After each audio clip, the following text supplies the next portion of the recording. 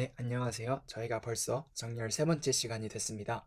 지금까지 저희가 Selection Sort, Insertion Sort에 대해서 배워봤는데요. 이 Selection Sort와 Insertion Sort의 각각 타임 컴플렉시티는 n제곱의 타임 컴플렉시티를 가졌었습니다. 그래서 웬만한 큰 데이터가 들어왔을 때 n제곱이라는 숫자는 컴퓨터가 연산하기에 큰 숫자이기 때문에 저희가 다른 기법을 찾아봐야겠죠. 그래서 등장한 것이 n 로그 n의 기법을 가진 정렬 알고리즘들입니다. 자, 그러면 그 n 로그 n의 타임 컴플렉시티를 갖는 정렬 알고리즘을 오늘부터 차례차례 살펴볼 건데요.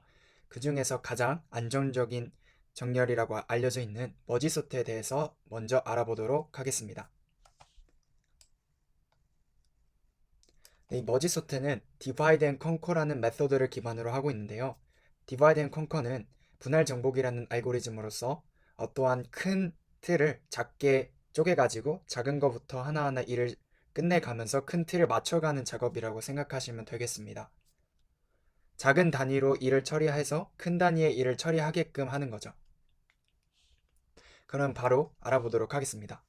자, 우선은 저희가 배열을 하나 만들어야겠죠? 그러면 배열을 하나 만들어 보도록 하겠습니다. 네, 이런 식으로 배열을 하나 만들고요. 안에 원소를 집어넣어 보겠습니다.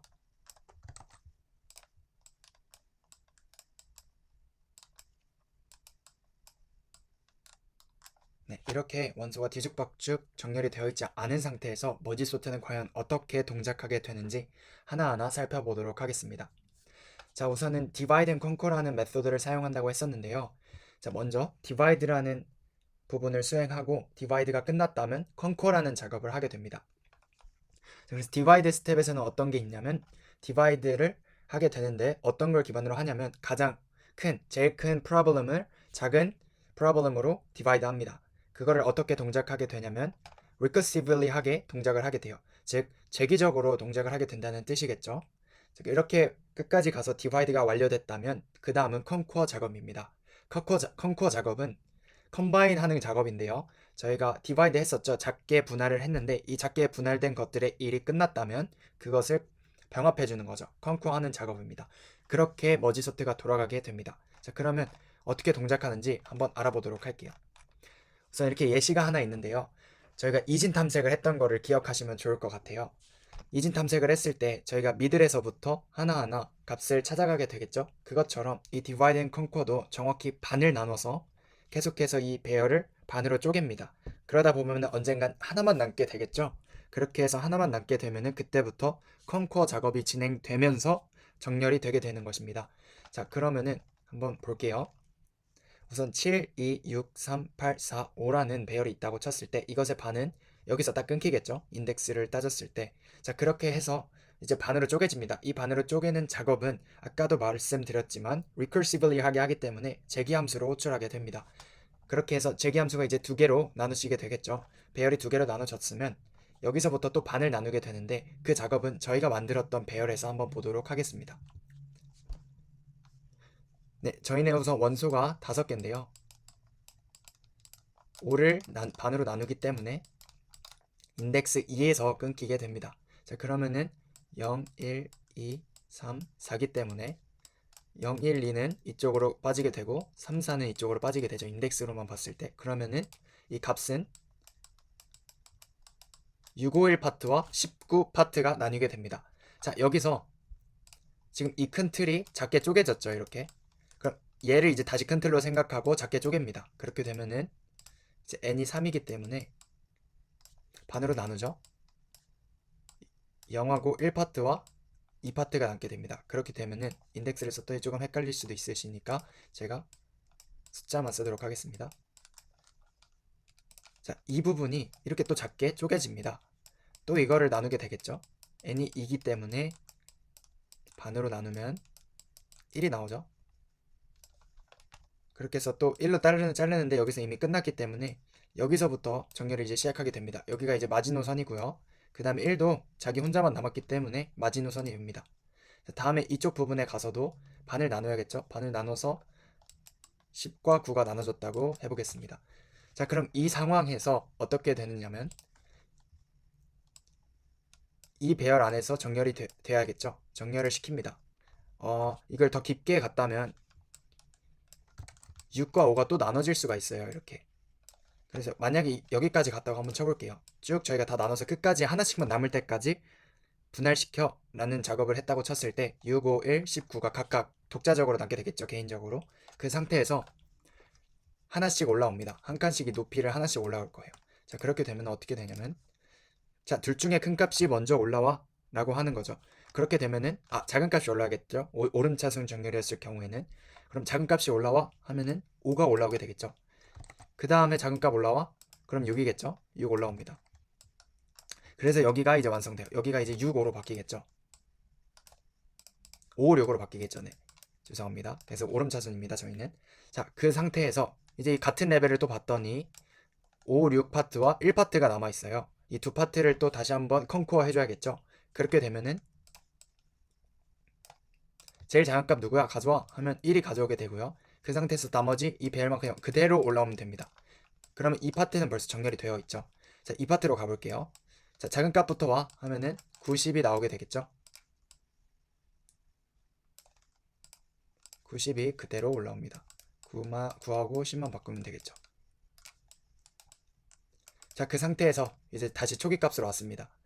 초기 값의 그 데스로 다시 올라가야겠죠. 그렇게 되면은 여기서부터 작은 값 하나씩 들어와 하면은 1호 여기 먼저 들어오게 되고 90이 들어오게 되겠죠. 이렇게 해서 정렬이 완료되게 됩니다. 자, 그러면 이 과정을 한번 살펴봤을 때 어떻게 n로그 n이 걸리는지 알아봐야겠죠. 자, 우선은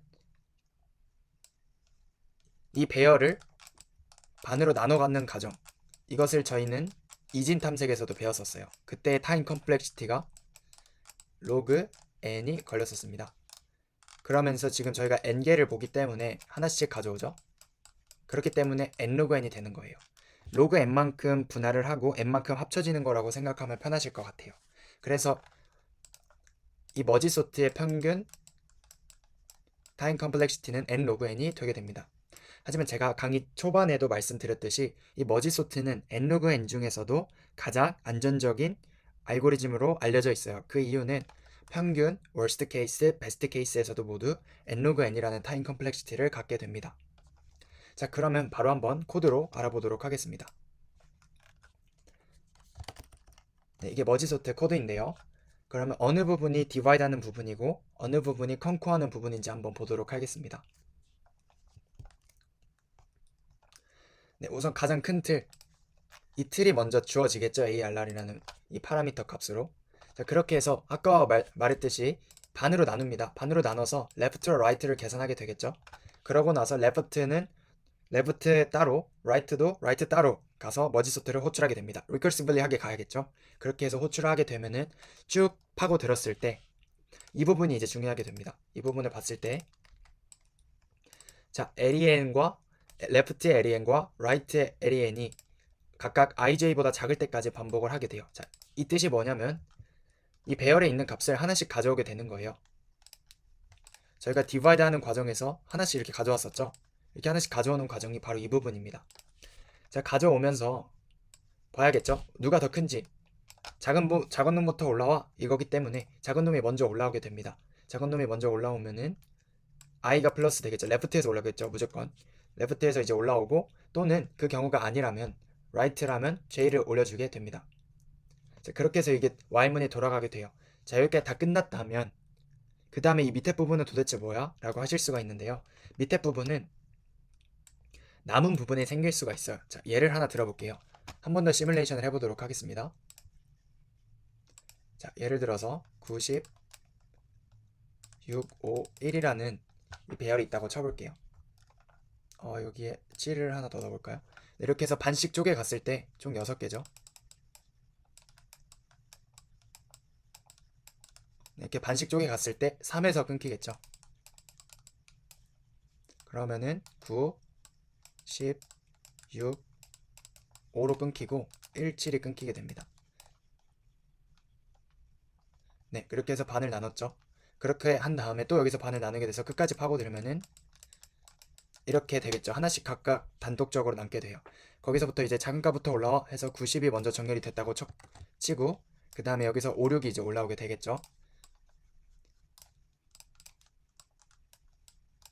네, 이 상태에서 자, 작은 값부터 올라와 하면은 5, 6이 올라오게 돼요. 자, 그러면 이 남은 부분이 이 부분인데 이 부분이 여기선 돌지 않게 됩니다. 왜냐면 엔드 값이기 때문에 하나만 충족하면은 끝나게 돼요.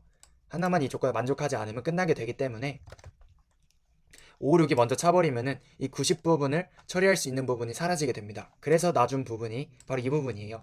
자, 나머지 부분이 남았다면 즉 아직 I 각각, J 각각, 레프트 따로, 라이트 따로 또 한 번 더 보는 거죠. 남은 부분이 있다면 또 가져와 해서 90이 여기 들어가게 되는 거죠. 또 여기서는 1, 7이 올라오고 여기서부터 또 작은 값부터 올라와 해서 1, 5, 6, 7, 90이 순서대로 올라오게 돼서 n로그 n만의 정렬이 완료되게 됩니다.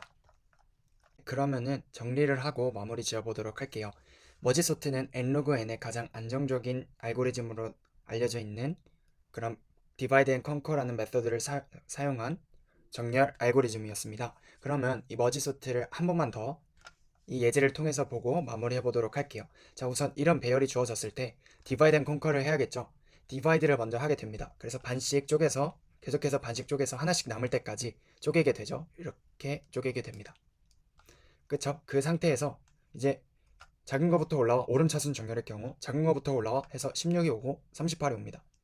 그 다음에 같은 레벨에 얘네들이 합쳐져야겠죠? 16 나오고 27 나오고 38와 그 다음에 이 부분도 마찬가지로 12 오고 39와 27와 해서 자기들끼리 작은 프로블럼이 큰 프로블럼을 해결하게 되는 거죠.